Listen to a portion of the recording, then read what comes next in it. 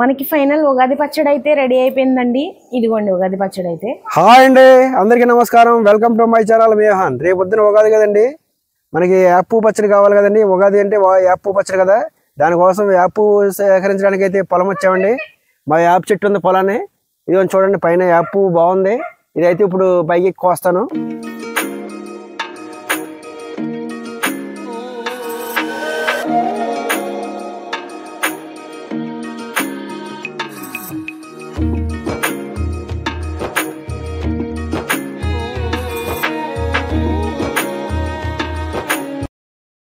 చెట్టు మీదకి వస్తాను,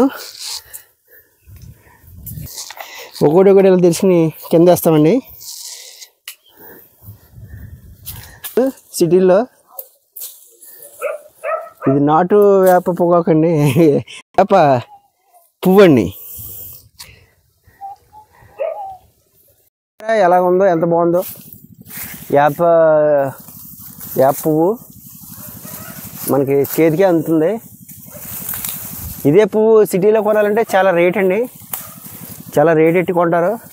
మాకు పల్లెటూరు కాబట్టి మాకు ఎక్కడ పడితే అక్కడ ఇలా దొరుకుద్ది.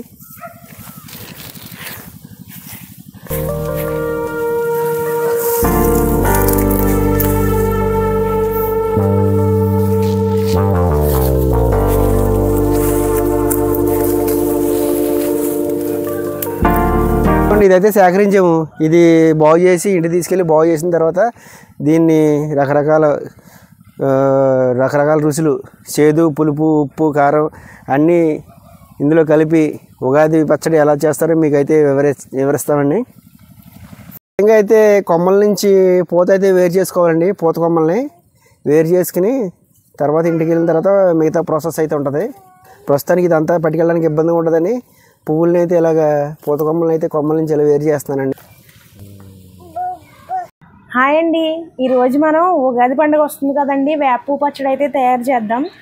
దానికోసం అయితే పొలం వెళ్ళి మా ఆయన అయితే వేప పూత కోసుకొచ్చారు. దాన్ని ఇప్పుడు పువ్వుని రేఖలను శుభ్రం వేరు చేసి దాంతో మనం వేప పచ్చడి అయితే తయారు చేసుకుందామండి. వస్తాయి ఆకుల నుంచి మనం కోసిన తర్వాత వీటిని ఇలా పెట్టి ఇలా నలుపుకోవాలండి. మనం ఉగాది పచ్చడి అయితే తయారు చేసుకుందామండి. ముందుగా మీకు, మీ కుటుంబ సభ్యులందరికీ విశ్వవసునామ సంవత్సరం ఉగాది శుభాకాంక్షలు అండి. మనం లేట్ చేయకుండా ప్రాసెస్ అయితే స్టార్ట్ చేద్దామండి. ముందుగా మనం పులుపు అండి. ఉగాది అంటే షడ్రుచులు కదండి. మనకి షడ్రుచులు అంటే తీపి, పులుపు, ఉప్పు, కారం, వగరు అండి. షడ్రుచులు అంటే 6 రుచులు. నెక్స్ట్ పులుపు అండి, చింతపండు రసం అయితే మనం వేసుకున్నాం. నెక్స్ట్ తీపి కోసం అయితే మనం బెల్లం వాడతామండి. ఇదిగోండి బెల్లం అయితే నేను వేస్తున్నాను. ఉప్పు అండి, లవణం, ఉప్పు, ఇదిగోండి ఉప్పు వేస్తున్నాను. ఆ తర్వాత కారం కోసం మనం అయితే పచ్చిమిర్చిని అయితే వాడుకుంటున్నామండి. కొబ్బరిలో మనకి వగరు ఉంటుందండి, కొబ్బరి వేస్తున్నాను. అలాగే మామిడికాయ ముక్కలండి, మామిడికాయ ముక్కలు పళ్ళల్లో దేంట్లోనైనా మనకి వగరు ఉంటుంది.